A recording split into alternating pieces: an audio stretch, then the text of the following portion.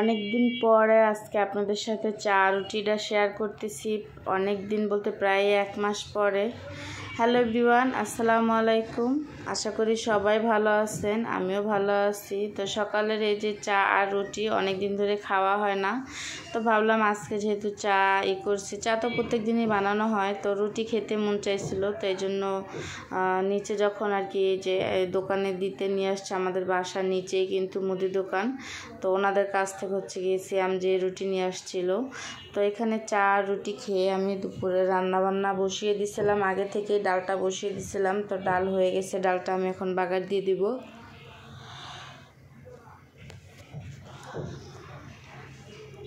তো পেঁয়াজটা ভাজা হয়ে গেছে, আর এইদিকে হচ্ছে গিয়ে আমি এই যে ডালটা ভিতরে দিয়ে দিলাম, পেঁয়াজ বেরেস্তাটা। এখন একটু বলক আসলেই ডালটা আমি নামাই ফেলবো।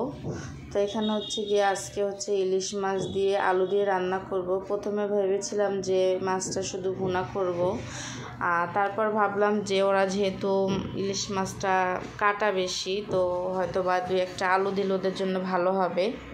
তো এই জন্য আবার হচ্ছে পরবর্তীতে 2টা আলু দিয়ে দিয়েছিলাম। আর এই যে মাছটা কিন্তু আমি ভেজে নিয়েছি একটু হালকা করে, হালকা বলতে একটু বেশি লাল করি না, যেহেতু ইলিশ মাছ, তো হালকা করে ভেজে নিছি। আর ওই তেলের ভিতরে আমি এখানে পেঁয়াজ বাটা, রসুন বাটা সব কিছু কিন্তু দিয়ে দিব, মশলা যা যা দরকার। তো এটা দিয়ে মশলাটা আমি ভালো করে কষিয়ে হচ্ছে গিয়ে দেন আবার হচ্ছে একটু পানি দিয়ে কষিব। তো পানি দিয়ে কষানো হয়ে গেছে, এই পর্যায়ে আমি এই যে আলুগুলো একসাথে আমি কষিয়ে নিব।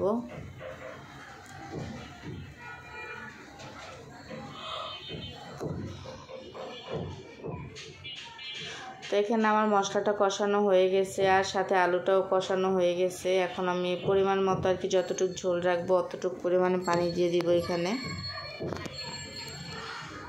তো এই যে আমার পানিটা বলক চলে আসছে, এখন আমি ইলিশ মাছটা এখানে দিয়ে দিব।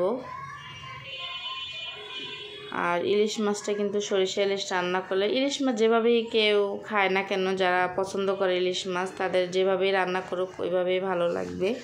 তো রান্না করতেছি, আর এদিকে হচ্ছে গিয়ে বাড়ি থেকে যেই কি বলে এটাকে আমড়া আর হচ্ছে গিয়ে জাম্বুরা বা সলম যেটা বলেন, তো ওইগুলো নিয়ে আসছিলাম। ওইগুলা কাজ করতে করতে এতটা পরিমাণে কাজ, বাড়ি থেকে এসে বাড়িতে নিয়ে যাওয়া সেই কাপড় চোপড়, তারপর হচ্ছে গিয়ে বাসায় কাপড় চোপড় রাখা ছিল ওর বাবা, তারপরে বিছানার চাদর 2টা, বালিশের কভার টাবর, অনেক কাজ আর কি জমে গেছে। তারপর হচ্ছে ঘর দুয়ার পরিষ্কার করা এগুলো।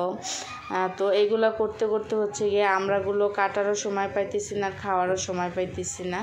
তো এই জন্য একটু বেশি করেই আর কি ওই দিনকার দুপুরবেলা রান্না করতেছি। তার ফাঁকে হচ্ছে গিয়ে আমড়া জাম্বুরা একসাথেই কেটে নিছিলাম।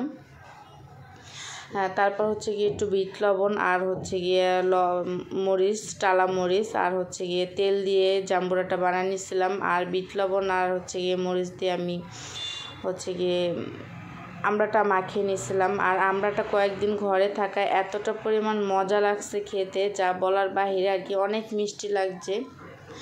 তো এখানে হচ্ছে গিয়ে আমি যে পেঁপেটা বসাই দিছিলাম, ওই পেঁপেটাও হয়ে গেছে, এখন আমি এই যে বাগার দিয়ে দিতেছি। তো আজকের ভিডিওটা বেশি বড় করব না আপনাদের জন্য, তো আজকে ছোট্ট একটা ভিডিও শেয়ার করলাম। আপনাদের কাছে কেমন লাগলো অবশ্যই কমেন্ট করে জানাবেন। আর যারা ফেসবুক থেকে দেখছেন, নতুন আছেন, যারা ফলো দেন না, অবশ্যই ফলো করে দিবেন, শেয়ার করে দিবেন। আর ইউটিউব থেকে যারা দেখতেছেন, নতুন আছেন, অবশ্যই প্লিজ রিকোয়েস্ট সাবস্ক্রাইব করে দিবেন, পাশে থাকা বেল বাটনটি ক্লিক করবেন। আল্লাহ হাফেজ।